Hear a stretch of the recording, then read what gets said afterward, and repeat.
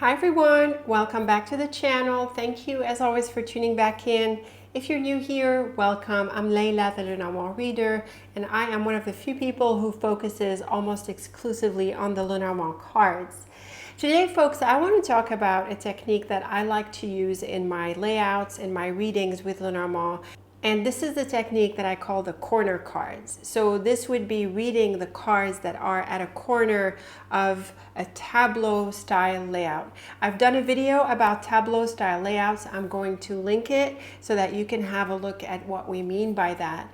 But in a nutshell, Tableau-style layouts are specific to Lenormand, and they involve putting the cards out on a table in the form of a geometric figure, typically a square or a rectangle. And the purpose of having a Tableau-style layout is so that we can read lines, columns, rows, diagonals, and all sorts of other ways the cards come together in such a configuration. And this is very different from the way we do layouts with tarot or oracle cards, which is essentially having a position that has a specific meaning in a spread, and the card that lands on this position is just dedicated to that location. So for example, a horseshoe spread, which is my favorite example to describe the differences, has a past, present, future, an obstacle, other people, advice, and outcome. And I think I've mentioned this recently as well. And what I have here is a 3x2, and the 3x2 is a really practical spread to get started with your pairs and triplets, and also with Tableau-style layouts. So you have 2 rows of 3, you have 3 columns of 2, you can also read the diagonals, and you get into this Tableau-style layout, which involves reading the cards in these different sentences. So this technique that I call reading the corner cards is just reading just that, the corner card. So it would be these 2 corners and these 2 corners here. Now, the way I typically read the corner cards is at the diagonal. So like I just pointed out, so the 2 at the farthest diagonal and the other 2 at the farthest diagonal. But it doesn't mean that you cannot read them in different ways. You can read the 2 corners here, for example, at the top, and the 2 corners at the bottom. And you can read the 2 corners here, which end up being the columns. Now, corner cards become more helpful with the bigger layouts, especially a Grand Tableau. In a smaller layout like a 3x2, there are so few cards and the cards are so close to each other that the corner cards are really just part of the lines and columns, and they tend to repeat what we already see in the 3x2, in the lines of the 3x2. But with a bigger spread like a Grand Tableau, the corner cards give us some insight. So what would be the insights that come through the corner cards? Well, as far as I'm concerned, I feel that the corner cards, they help frame the situation. They also contribute to the answer. They help bring out high-level energies or indications from a spread. And that would be in contrast with the lines, the rows and columns and the diagonals, which give us the story in detail. And so in contrast with high-level structures, what I call structures, the corner cards, they help box the spread. So they give these high-level indications. They also give a context for the situation, whereas the lines, the columns, the rows, the diagonals, and the details inside the spread, they help give you details about the story. So that's basically how I use the corner cards. Of course, if you have a different way or a different set of insights that you would like the corner cards to give you, you are totally free with that. The idea is really that you practice, that you experiment, and you discover what you feel the corner cards are telling you, and you build your practice based on your experience. So let's take this example. In this 3x2, I think the message is really clear here because there is a standout combination. There is the ring and scythe. And this is a very strong combination of a divorce.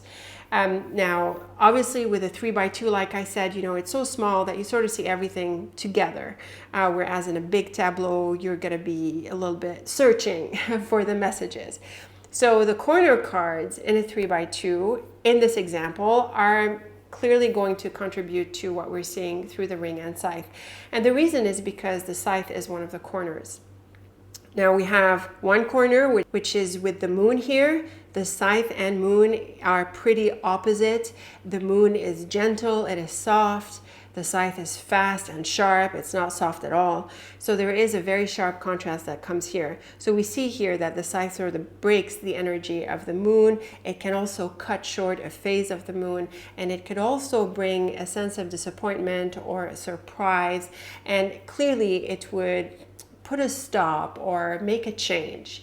The other corner cards is the Tower and Heart. And the Tower and Heart is about a long-term relationship, a relationship from the past. It can also be a long-standing connection here. And so in contrast with the Scythe and Moon, the Tower and Heart are very clearly opposite to that. There are very opposite energies. This is a continuation, a long-term unfolding, something that opens over time. Whereas with the Scythe and Moon, we see that there is a sharp break, there is a clear cut that comes to cut short, the unfolding of the moon. So we see here that from the corner cards, we immediately get a sense of what the energy of the reading is going to be about. And that's mainly because the scythe is, first of all, it's a loud card. Second, it comes in contrast with the energies of the rest of the cards. And third, it is at a corner. And fourth, I would say it is at the right-hand side corner. And as you know, as you've heard me say in many of my forecasts, the right-hand side column and the cards on the right part of a layout, they tend to be associated with the futuremost and outcome aspects of a reading. So when we see the scythe in this position, we know that there's going to be a separation or a break or something that happens. The combinations around the scythe are also pretty strong in the suggestion. Like we said, the scythe and ring, very loud card.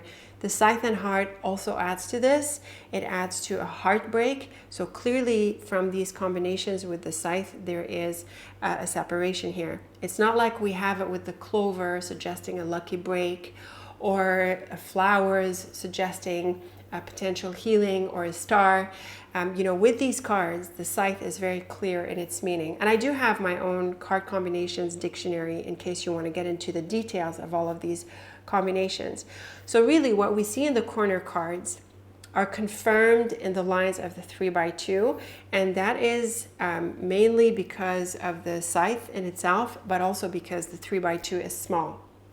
Now suppose we had the ring instead of the scythe at that corner here. We wouldn't have been able to tell as much of the energy of the separation here.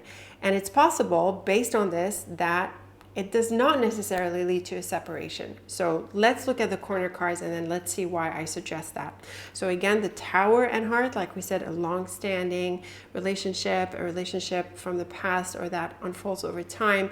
And the Moon and Ring is also something like that. So the ring is also a card of continuation. It is mainly a card of commitment and relationships.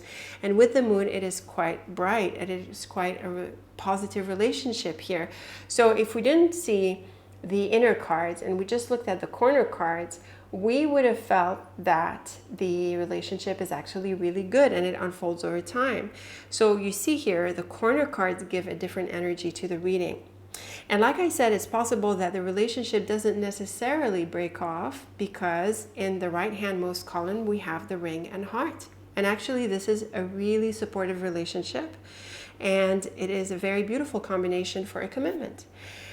So the way we would read the reading in this sense is that perhaps there is a break from the past, possibly a divorce as well. I mean, it's hard not to interpret these two cards as that because they're so close to each other and it is a very sharp combination, but we also have to take into account the ring and the heart as the latermost part of the reading, which is very supportive for a relationship. So what is going on here is not as sharp and final as when the scythe is on the right hand side, which contributes to this column as well as the corner cards. So these are the kinds of nuances that we can develop and have a feel for as we work with the cards and as we work with the different parts of a tableau style layout like the simple 3x2. So this was one example to work through. Let's work through another example. Before we get to the Grand Tableau, let's do an hourglass. So here is an hourglass. This is the large hourglass. I have a freebie on the hourglass. I'm going to link it in case you're interested in trying this lovely layout. It comes in 3 different sizes, small, medium, large, and this is the large one as far as I'm concerned. Of course, you can add as many cards, but I find that this size is great because you have a triplet in the central line here. So as you can see, with an hourglass, we have more cards than the 3x2, and the corner cards are in the same positions roughly, but there is a larger number of cards between them. So this is going to give us a bit of a different feel for what the corner cards are doing here. It also adds more insight because it removes, a little bit what's going on in the middle to frame the context with the corner cards. So the first set of corner cards is the key and letter, and this would suggest some very good news. I typically read the key and letter as suggesting a green light of sorts. So it can be positive feedback, it can be receiving a yes answer, it can mean that applications go through. The idea of a positive feedback, a positive outcome with the letter and key is what I mainly see come out from this pair. Now the other corner cards are quite interesting because we have a challenging card like the whip. The whip is, for all practical purposes, the most challenging card of the deck. And we see it with the moon. Actually, we have the moon in the 3x2, so we're seeing a similar energy to what we read with the scythe and moon. So again, this whip here really comes in contrast with the soft energy of the moon. It messes up the moon, you could say. This gentle unfolding, these phases of the moon, they're sort of rocked, if you like, by the whip. Now the moon is interesting because it also suggests an offer, and when we look at these corner cards together, it can point to an offer. And so what we could be looking at is some kind of offer or invitation that comes through. However, with the whip, it can point to a challenge. It can mean that we reject the offer or that perhaps it doesn't turn out to be so good. We also have the whip and letter in this farthermost column, and there are also corner cards together if that's how you want to combine them. And clearly this would point to challenging news in contrast with the key and letter, which points to very positive news. And also with the key and moon, which would suggest positive answers and positive feedback and success. These two pairs are in really big contrast. So without looking at what's going on in the middle here, and there's quite a lot going on with a large size hourglass, we can get quite a lot of interesting insights from just focusing on the corner cards and what they're telling us. So it sounds like there can be some good news, but we might turn down the news. So the corner cards can suggest that there is good news or a good offer, but that we turn down the offer, or perhaps there is a flip side, or it turns out not to be as good as we initially thought. So this can come across as a contradiction, but in real life, these things happen. It happens when sometimes we think that, oh, we got the green light or it's worked out. And then something comes up that messes it up and it doesn't turn out to be that. So it might be represented here as well. This can be a scenario that happens. So after analyzing the corner cards, it sort of gives us a feel for the rest of the reading. It sets us in a broader context. It affects the mindset with which we're going to read the cards because it really boxes the reading. So when we look at the rest of the cards, we see that everything is working really well except the whip. The cards are neutral and positive in here, but the whip is quite challenging. So it would be interesting to see how the story weaves from this. So I'm not going to get into the details of the interpretation, but just high level. It sounds like there is a job offer here because we have the fox in the middle. We have the ring and letter, which points to a contract. We have the house and garden, and again, the fox and garden along with the ship. This can mean, a job situation here. The stork and ship point to changes, and the whip would actually contribute to that. So with this, I think the way we can read the hourglass is to suggest that there is an offer that comes through and we're able to break away from a current circumstance.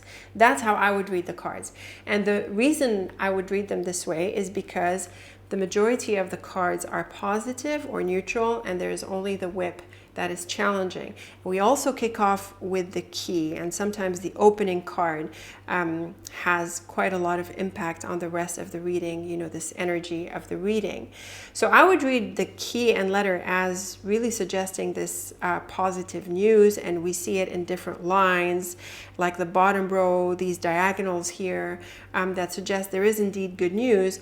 And it seems that as a result of that, we are able to separate and embrace this new opportunity or this contract that is coming through. That's how I would read the cards. The idea of the moon and whip here can suggest that we need to be maybe a bit gentler, with the idea that we're leaving or we're making changes. But we still need to draw the line and move on and embrace this opportunity. So back to the corner cards, we initially said that there could be a scenario that plays out that the news is initially good, but then it turns out to be bad. But the other scenario is that the news is good, and so we're able to announce a separation, right? So we have our opportunity, we get the green light to move forward with whatever it is we want to move forward with. And so this is basically goodbye and parting and separating from the environment that we're currently in. So we have to make changes with regards to where we're at in order to embrace this green light. And that's how I would read the cards. And again, you see how the corner cards, they help with setting up this energy, boxing the reading, and sort of creating like a framework for it, if you like. So at this point, I want to ask you, have you used corner cards in your readings, in your Tableau style layouts? Is this new to you? Do you think you're interested in such a technique? Leave me a comment below. I'd be interested to know where you're at with these sorts of techniques that you do in Tableau style layouts. So with this said, let's go ahead and look at a Grand Tableau and see how the corner cards play out in there as well. Okay, here is our Grand Tableau as straight as I can get it, and of course I've zoomed out, and I used a different deck, my own deck, because it's smaller than Titania's fortune cards and we can get more cards onto the table. So obviously there is so much to read in a Grand Tableau, and what is tricky about the Grand Tableau is that all the cards figure. Every single card of the deck is in the Grand Tableau. This means that we have positive cards, negative cards, all the challenges, all the good stuff, and also all the neutral cards in between. And so it is in a layout like the Grand Tableau that combinations like the corner cards and other structures help us get the energy of the reading instead of being confused with all of the messages that can come through all of the cards that are in a Grand Tableau. So this is where we really see the practicality and the help that we can get from structures like the corner cards. And as you can see, there are many other structures we can read, and that's the thing about Tableau style layout, is that the geometry of a Tableau style layout helps us to get all of these structures. So in the piqué version of the Tableau, which is this one, we can look at these corner cards here, the corner cards of the big rectangle, or you might want to include the ones from the small line in here. So you might do scythe and heart and cross and whip. So this is up to you. In my practice, I use the big rectangle as the corner cards because I feel that the bottom line is a little bit outside of the main structure, but you might want to experiment and see what are the techniques that you prefer to use. So again, like we said, there are all of the messages through the cards. Of course, they're going to be unique to the combinations that they figure in. And so this is where structures like the corner cards, they help us draw a bigger energy or the surrounding energy. Now, when we look at these corner cards here, I find that they are really helpful in telling us about what's going on. We have the scythe and dog, and we have the whip and ring. And of course, we have the scythe and ring and the whip and dog, if you want to combine them this way. Now, obviously, this is so clear in terms of a relationship falling through. We have two relationship cards and we have two separation type of cards. And in their different combinations, and in fact, in any way you combine them, they are loud and clear about a relationship falling through. And this is what I mean by the corner cards and other high-level structures in a tableau as helpful. They really help us draw big outlines, big outcomes, big energies around the situation and help us not get lost in all of the details that we can draw in a tableau. Now, the corner cards are actually really confirmed by other combinations. If you look at the bottom row, we have the mouse next to the man and heart, and it's also next to the cross, which is often read as challenging, especially with other challenging cards. So it's clear from the bottom row, first of all, that there are challenges because of the mouse and cross. Second, that there's a relationship element because of the man and woman. And so reading the line together with these energies and messages, it's clear that there are relationship troubles here. And notice that this aligns very well with what we're seeing in the corner cards. So really just looking at these big structures help us take away something really important from the reading, and it also helps set the stage for interpreting the rest of the tableau. In all cases, this is how I like to use the corner cards and these techniques, because it really helps identify what is happening.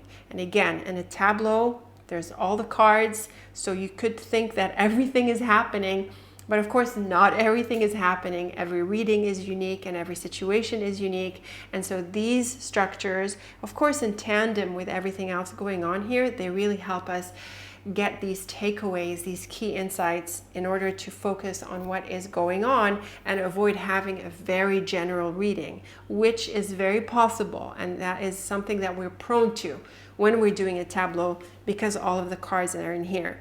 Other standout combinations in relation to clear indications of what is going on here is the coffin next to the dog, which is a corner card next to the coffin. We also have a knight to the snake, knights to the dog.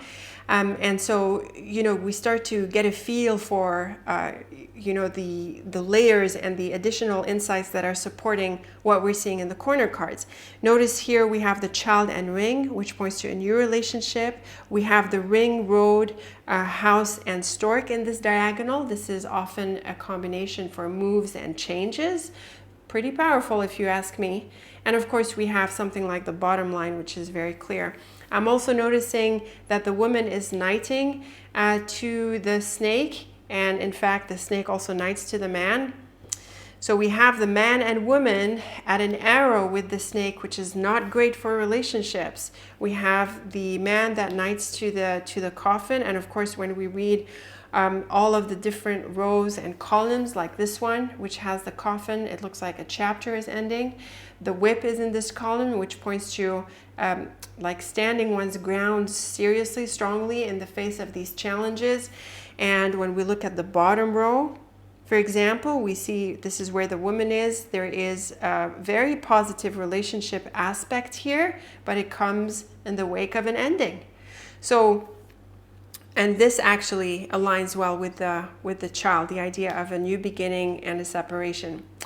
So you see, I like this. This is why I like this, because it really helps weave the story in a way that makes sense, and you see all of these little details that start to confirm what we saw with the corner cards. And of course we have to read all of the lines, the rows and the columns, because that's where the story and its details are, but you'll still be able to find these tricks like the arrows and the knights and looking at the bottom line and confirming with nearby cards and things like that.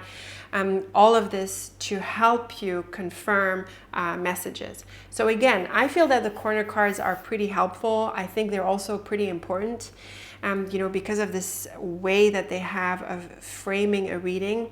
And as you can see, this is the kind of technique that is really helpful with the bigger spreads, like the Tableau and maybe smaller versions of it, because there's a lot going on here and it's prone to go in all sorts of different directions. But the corner cards, they really help frame what is going on. So it helps discipline the interpretation instead of it being all over the place because we have all of the cards on the table. So that is my take on the corner cards. Again, I encourage you to try such a technique, to help frame your bigger readings, your bigger spreads, and your tableau, and to help put a good context that makes sense, that is clear, for the reading at hand. So like I asked earlier, I'd really be interested to know if you use corner cards or if this is the first time that you come across such a technique. And tell me how you use them, or if you combine them in different ways. Like, give me a little bit of detail about how you apply this technique. I'd really be interested to know. So thank you for tuning in. As always, I look forward to your comments. Please be sure to like, share, and subscribe. Again, this is my new tutorial channel, so share with people who are looking to learn so that they're aware that there is someone out there who cares a lot about this practice and who is sharing all sorts of interesting things about this amazing deck. Thanks again for watching, and until next time, take very good care of yourself.